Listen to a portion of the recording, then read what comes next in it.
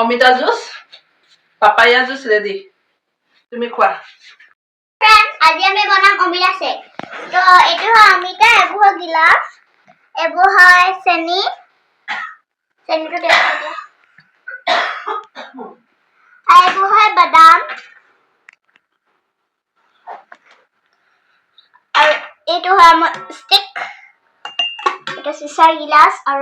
এটো গাখীৰ ঢালি থৈছে এটা বৰ্তমান গৰম কৰিব লাগিব আৰু মই খাবলে এটো কচ্চা পাপৰ আনি থৈছো খাবলে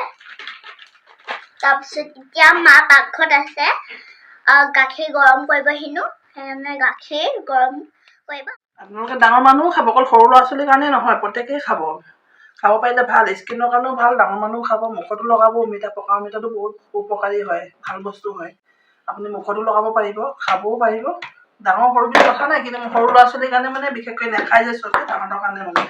সেইটো মই মিক্সি বাতি এটা ল'লোঁ অমিতাখিনি টুকুৰা টুকুৰাকৈ কাটি দি দিলোঁ অমিতাটো গোটাকৈ ধুই লৈছোঁ দেই এইটো এনেকৈ গোটা এনেকৈ দি লৈছোঁ সৰু সৰু কাটি কিনে লগত মই বাদাম কেইটামান দি দিছোঁ আপোনালোকে কাজু দিব পাৰিব মই দিয়া নাই কাজুটো বেছি মিঠা হৈ যাব সেইটো কাৰণে দিয়া নাই বাদাম কেইটামান টুকুৰা টুকুৰা কাটি দিছোঁ বেছি দিয়া নাই 10টামান দিছোঁ বাদাম আপোনালোকে বনাই খুৱাবচোন ল'ৰা ছোৱালী ডাঙৰ মানুহো খাব ল'ৰা ছোৱালীকো বনাই খুৱাব বহুত ভাল বস্তু হয়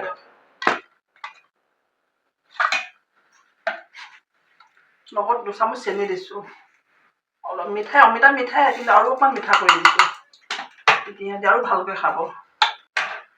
আৰু এনেকুৱা কাপে একাপ গাখীৰ দিছোঁ এই 3টাত বনাম মই একাপ গাখীৰ দিছোঁ গাখীৰখিনি গৰম কৰি লৈছোঁ এইখিনি মই মিক্সি গ্ৰাইণ্ডাৰত এটা মিক্সি গুড়া কৰিম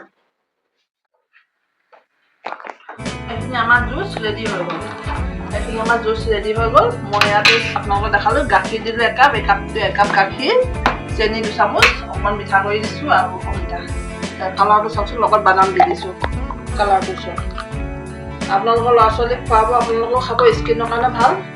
ল'ৰা ছোৱালীক খুৱাব আৰু আমি খাইছোঁ জুচ কেনেকুৱা লাগিছে বেটা